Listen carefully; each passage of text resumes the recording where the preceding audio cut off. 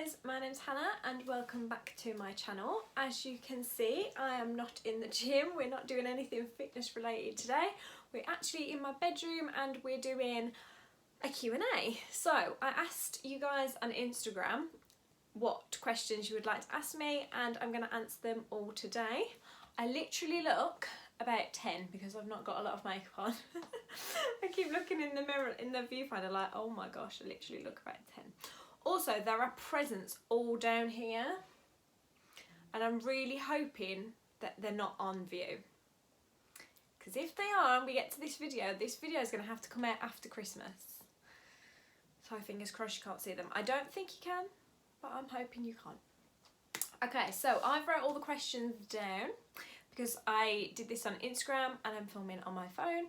So I need to write them down and I've not thought about the answers at all. Like I've obviously seen them because I've wrote them down, but I haven't thought about what I'm going to say for any of the answers. So this is going to be my honest, true answer. So hopefully it turns out okay. Alright, we're going to go straight into it. So I haven't wrote who wrote these down, just in case that person didn't want me to say. But they're really good questions. So a lot of them are fitness related. Some of them are just general nosy into my life. But the fitness related questions are really good and I think a lot of people will want to know the answers. So stay tuned for those ones. Okay, number one is, what made you want to be a personal trainer? So, okay, so the reason why I wanted to be a personal trainer is I just love helping people and I feel like every personal trainer will probably say that. But that's what I like to do. I've always been into like sports and fitness and different things like that because I've danced since I was 3 and I've competed in gymnastics for about 10 years, a little bit longer. And I was like in the squad at gymnastics, so we trained quite hard and I liked that whole like discipline of gymnastics and working really hard and training hard, and that like drilled something in me. And then once I left school I went to college and I studied dance at college, and I was going to go to uni to do dance and I actually could have gone to a very good uni. I got all my UCAS points and I could have gone to any uni, but I chose not to last minute. I was applying for them, I applied for them and I got in and then changed my mind. Didn't want to be a dance teacher anymore. And then for a little while I didn't know what to do, but I knew I wanted to do something within like the sports and fitness kind of industry.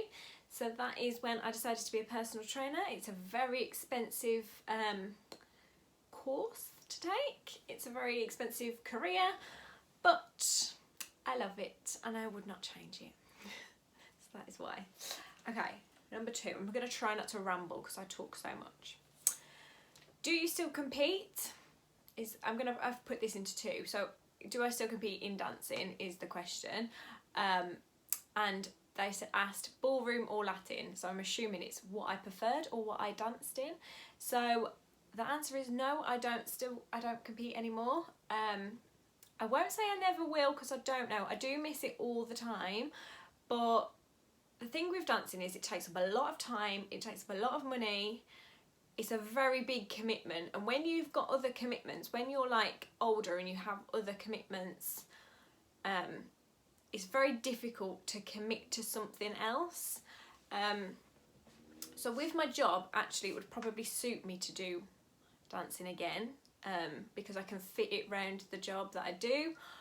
However, it does cost a lot of money and like I said, it takes up a lot of time. So maybe one day, but not right now. And the answer to ballroom or Latin is I danced both. I've always competed both, but I prefer Latin than ballroom. I always didn't have a favourite while I was competing. I liked both of them. But the reason I say Latin is because I got whiplash in one of the competitions in Bournemouth, and it was only like a mild whiplash, but it gave me permanent damage in my neck. Well, I say permanent, it's getting fixed now, but for the time when I had it, this was like 3 years ago, and it's caused me pain until now. I'm getting it fixed now. So I had all this pain and dancing ballroom after that was really hurting my back. I was at the chiropractor's every single week trying to fix it, and yeah, it was just painful for me. So my favourite is Latin, but I dance both and I don't compete anymore. Okay, number 3. I love this question. So many people have asked this question in a different way. So I'm going to read you the first time I saw this question is this question, but lots of people have asked me in different types of ways. So the question is, if I wanted to lose weight on my thighs and I work out, will it bulk them up? So the question I get asked all the time is, if I do a resistant workout, is it going to bulk my muscles up? And the answer is definitely not. It's not going to do that. And everybody thinks it. So the more we talk about that, the better, because it's actually going to help you a lot doing resistant workouts. So the thing is, if you want to lose weight, you need to do cardio and all your fat burning, you get your heart rate up. That's what's going to burn the fat, and it's going to make you burn calories and lose weight. You also need to do resistance because it's going to tone that muscle up. So instead of it just going like saggy into nothing, you need to be toning it up. You need to be working on that muscle to give it strength. However, it's not going to bulk your muscle. That's very important. It's just going to trim it. It's going to tone it. And also, doing a resistant workout, you are still burning the calories up to 2 days after you've done the workout. So a cardio workout is, you do all the cardio, you do all the work, and you burn the calories there and then. Whereas a resistance, it's a slow process. It burns over a couple of days. So you're still burning calories after you've done that workout. So it's actually better for you to do resistance. Well, it's better to do both. You need to do both. The only way you are going to bulk your muscle is if you only live on things like chicken and rice and protein and lots of like proteiny kind of based foods, and you did that workout with a very heavy weight and you were going at it hardcore every single day. That's when you'll probably start to bulk. That's when you will rip your muscle and it'll come through. But to tone it, you need to be doing resistance. So you need to be doing these workouts. You won't bulk it, you'll tone it. So remember, it's actually better for you to do your resistance. So it's very important, but everybody asks me that. So just to clarify, you're not going to bulk, you're going to tone. You're going to trim it, it's going to be nice. Okay, number 4 is, how do I get abs quicker? So I get this question quite a lot actually. This question I got asked 5 times in my Instagram, so it's a good question. So how to get abs? Okay, so what you need to do for your abs to come through is you need to burn fat off.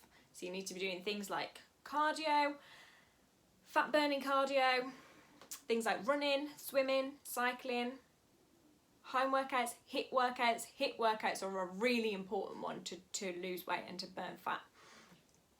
All the things like that. So you need to be doing that for probably 2.5 hours a week. Sounds a lot, but if you need to lose a lot of weight, that is what you need to do. And to get your abs to come through, you need to be doing some form of cardio because you need to be burning the calories and burning the fat that's going to be based around your stomach. Now, obviously, you can't target where you lose fat. It will just come off you, and you can't, unfortunately, you can't pick where it comes from. It will just come off.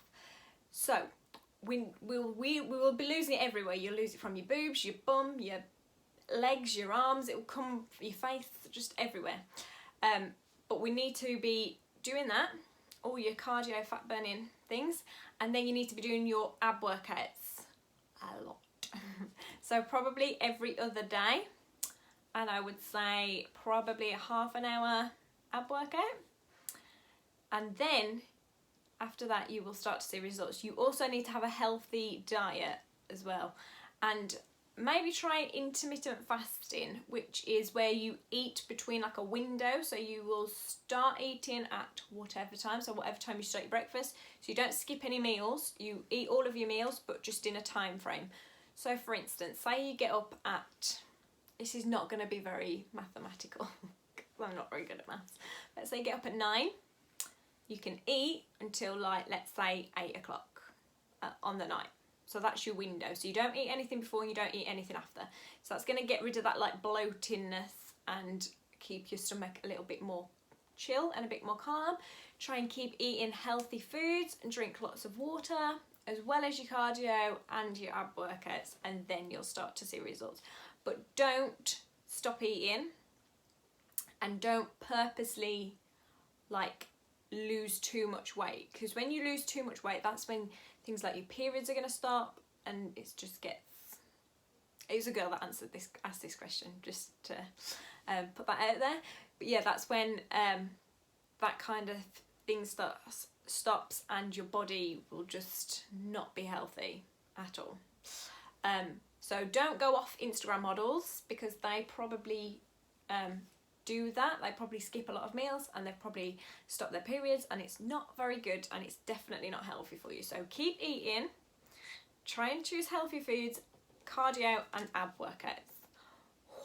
I rambled a bit then, sorry guys. Okay, number 5. How do you lose weight fast? I feel like I just answered that question, to be fair.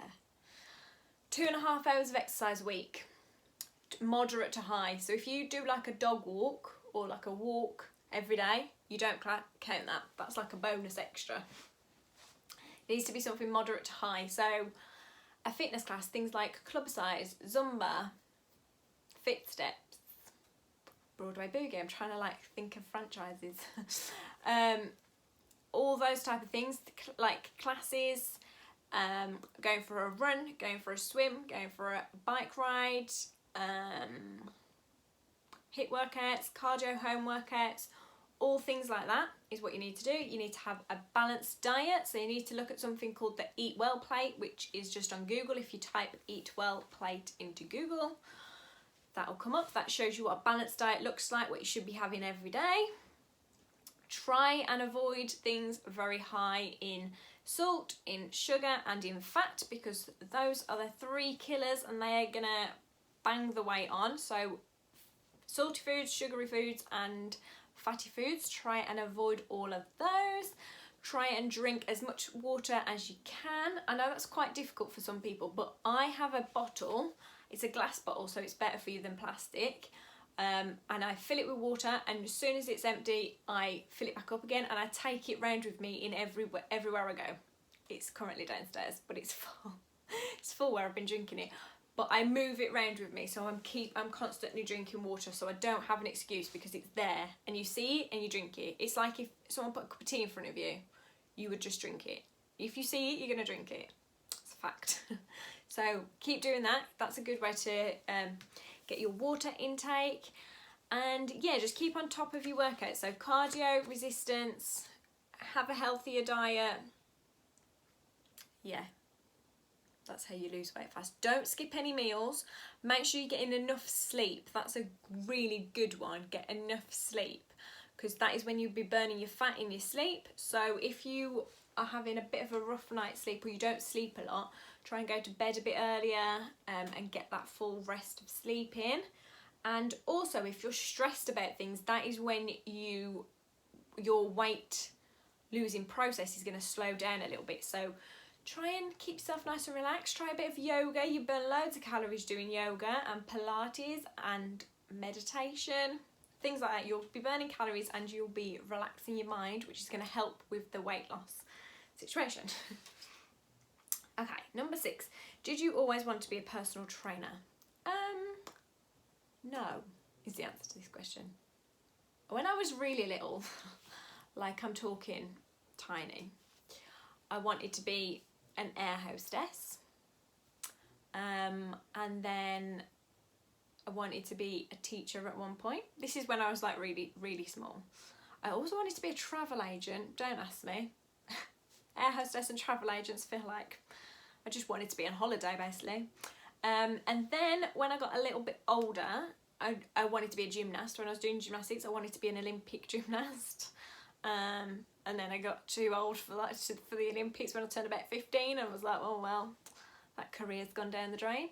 I also at one point wanted to be a holiday rep, but I'm an only child and my comfort is home, so I don't think I would be very good at doing that. So that was very short-lived. Then I wanted to be a dance teacher. That was also very short-lived. And And then I decided on being a personal trainer, and here we are. I don't have a backup. This is it.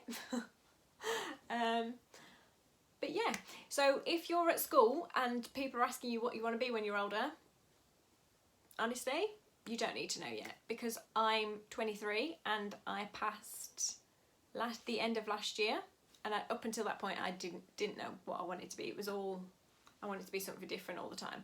So you don't have to have your life set in stone, is what I will tell you. You definitely don't need to do that. Yeah, and also if somebody tells you you can't do something, don't listen to that, because I got told hundreds of times I can't be a personal trainer and I won't be a very good personal trainer, because one, I've got a heart condition, and it sometimes stops me from doing things that are like very high impact. So like high impact cardio I can't really do, and I got told that I wouldn't make a good personal trainer because of that reason.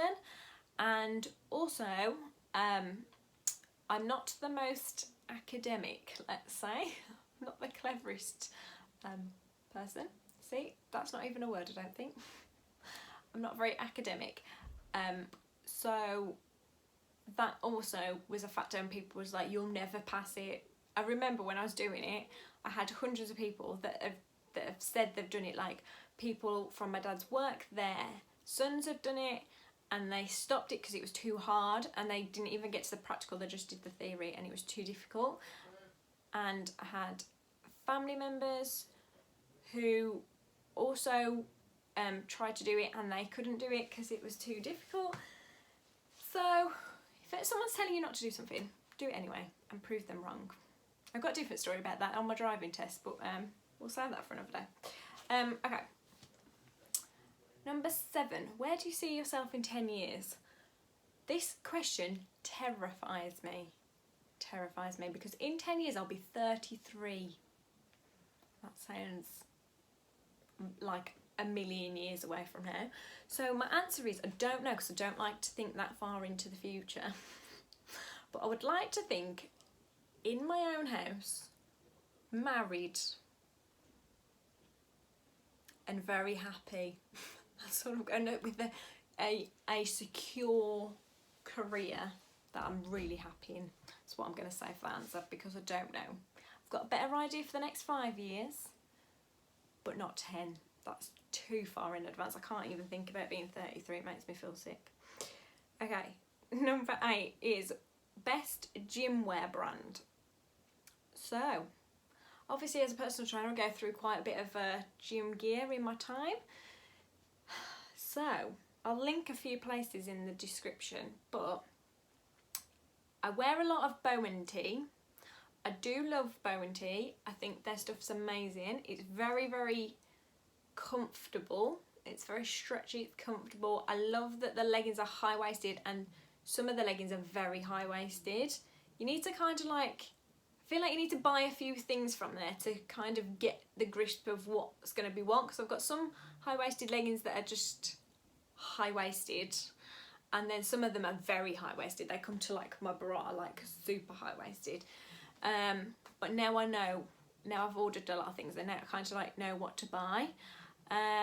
So definitely Bowen tee. You have to be careful with what underwear you're wearing with those, with the leggings. I've had many occasions where you can see my pants in videos and things like that. And the top sizes, I'm always something different in, but I do like them. And the top, most of the tops come with padding in, so you can wear them without a bra without worrying about that, which is what I like. So that's Bowen tee. Let me have a think. Dinkwear, I'm pretty sure that's how you spell it. Say it.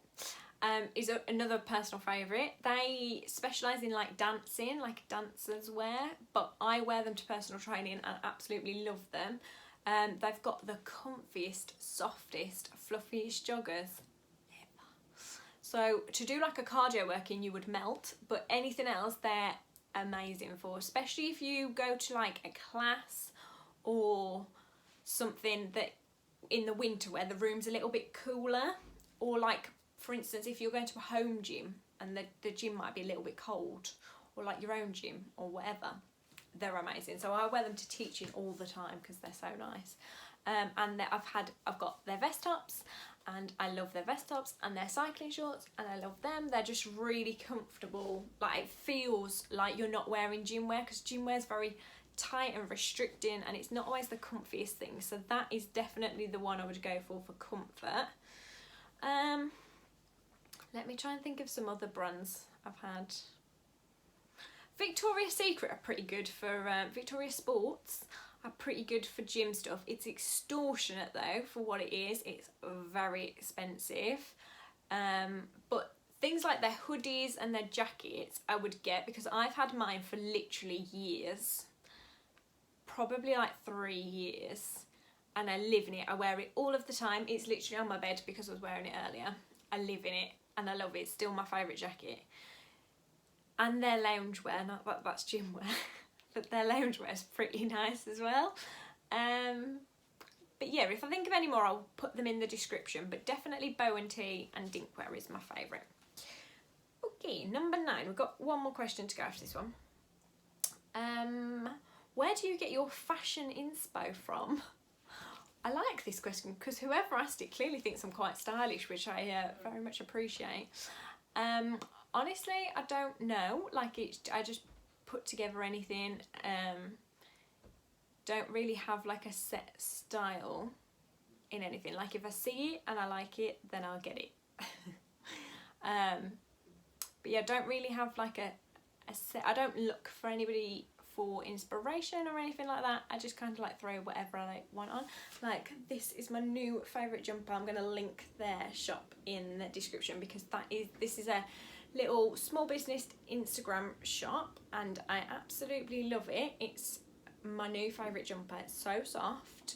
But I just kind of like buy things from a bit of everywhere. Don't really have a set style. Don't have anybody I really look up to in the fashion world, but I do like fashion. If I didn't do anything in personal training, I would definitely choose something within like that fashiony kind of business world. Like, if you've watched Emily in Paris, that is like my second dream job, something like that. And my last question, number 10, there were so many, but I thought we'll just stick to 10 because otherwise the video is going to be so long, is, do you have a small group of friends or lots of different friends? So I have a few very, very close friends, and they're all separate. So I don't have a group of friends as such.